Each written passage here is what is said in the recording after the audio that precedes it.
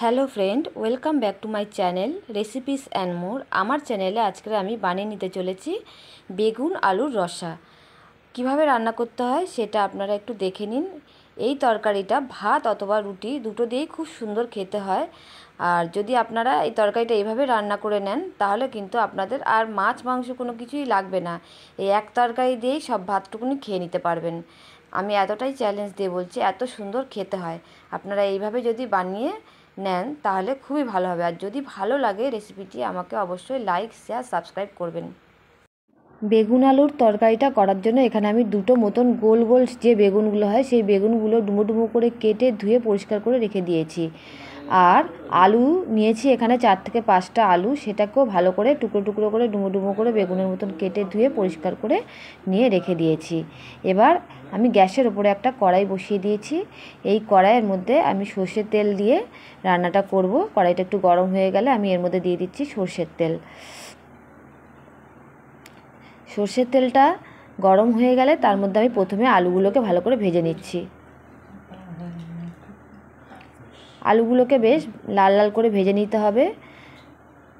যেহেতু আমি আলুগুলোকে সেদ্ধ করছি না, তার জন্য আলুগুলোকে একটু ভেজে নিতে হবে ভালো মতন।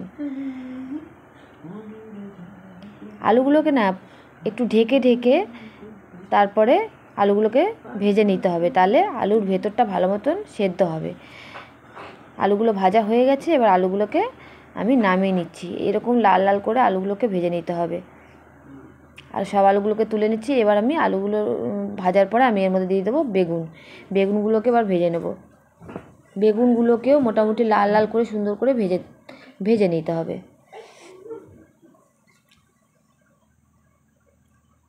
সব বেগুনগুলোকে দিয়ে দিলাম। এবারে নেড়ে চেড়ে ভালো করে লাল লাল করে বেগুনগুলোকে ভেজে নেব।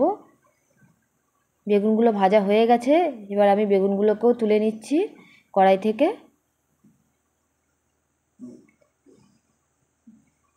এর মধ্যে আরও একটু তেল আমি অ্যাড করে দিচ্ছি কড়ার মধ্যে।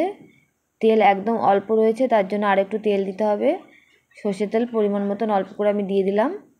তেলটা গরম হয়ে গেলে এর মধ্যে প্রথমে আমি দেব পাঁচফোড়ন। পাঁচফোড়নটা যখন হালকা হালকা লাল লাল ভাজা হবে এবং সুন্দর গন্ধ হবে, তার মধ্যে আমি দিয়ে দিলাম একটা তেজপাতা আর দুটো শুকনো লঙ্কা। এবার এই শুকনো লঙ্কা তেজপাতাটা একটু নেড়ে চেড়ে তারপর এর মধ্যে আমি দিয়ে দিচ্ছি একটা মিডিয়াম সাইজের পেঁয়াজ। সেটাকে টুকরো একদম কুচি কুচি করে কেটে দিয়ে দিচ্ছি। এবার পেঁয়াজটাকে ভালো করে লাল লাল করে ভেজে নিতে হবে। পেঁয়াজটাকে ভালো করে ভেজে নিয়ে তারপরে এর মধ্যে আমি দিয়ে দিচ্ছি আদা বাটা। 1 চামচ মতো আদা বাটা আমি এর মধ্যে দিয়ে দিচ্ছি।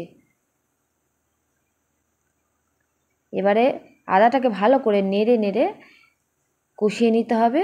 যখন আদাটার কাঁচা গন্ধটা চলে যাবে এর মধ্যে আমি একটু দিয়ে দিচ্ছি অল্প করে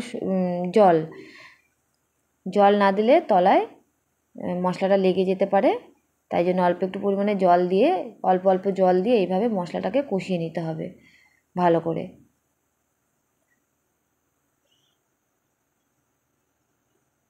ভালো করে নেড়ে চেড়ে নিচ্ছি। এবারে আমি এর মধ্যে দিয়ে দিচ্ছি পরিমাণ মতো নুন। এখানে আমি দিয়ে দিলাম পুরোপুরি 1 চামচের মতনই নুন। নুন দেওয়ার পর আমি এর মধ্যে দিয়ে দিচ্ছি অল্প পরিমাণে হলুদ। সামান্য হলুদ আমি এর মধ্যে দিয়ে দেবো, নাহলে গন্ধ হবে হলুদের বেশি দিলে। আর দিয়ে দিচ্ছি ধনের গুঁড়ো।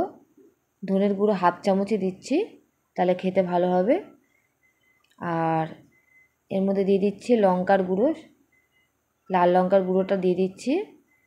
লাল লঙ্কার গুঁড়ো 1/2 চামচ মতন দিলাম। দিয়ে এবার সব মশলাগুলোকে ভালো করে নেড়ে চেড়ে নিতে হবে।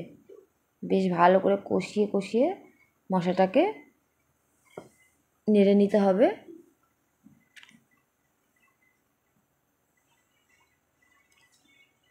দেখুন বন্ধুরা, তলায় একটু নেড়ে নেড়ে লেগে যাচ্ছে, তার জন্য অল্প করে জল দিয়ে দিলাম। এরকম অল্প করে করে জল দিয়ে দিয়ে আমাদের মশলাটা তৈরি করে নিতে হবে।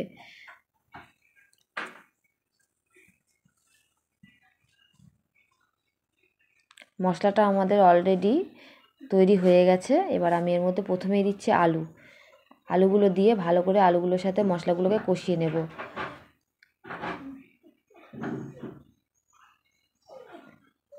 আলুগুলো ভালো করে কষিয়ে নিচ্ছি আমি মশলার সাথে।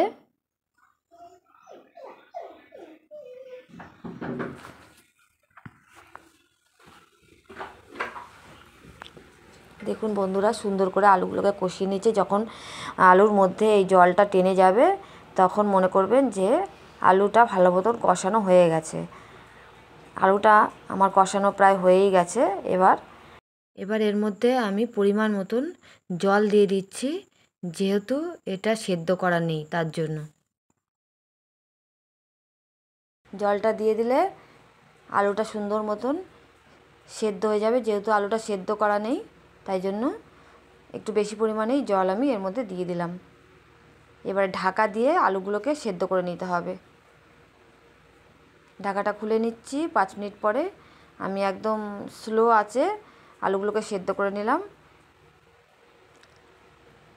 এবারে এর মধ্যে ভালো করে ফুটে উঠলে এর মধ্যে আমি দিয়ে দেবো বেগুনগুলো। তার আগে আমি দিয়ে দিচ্ছি হাফ চামচের মতো একটু চিনি। চিনিটা দিলে স্বাদের ব্যালেন্সটা সুন্দর হবে, তাই জন্য অল্প পরিমাণে চিনি দিলাম।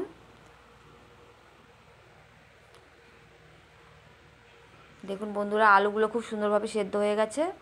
এবার এর মধ্যে আমি বেগুনগুলোকে দিয়ে দিচ্ছি। বেগুনগুলো সবার লাস্টেই দিতে হবে।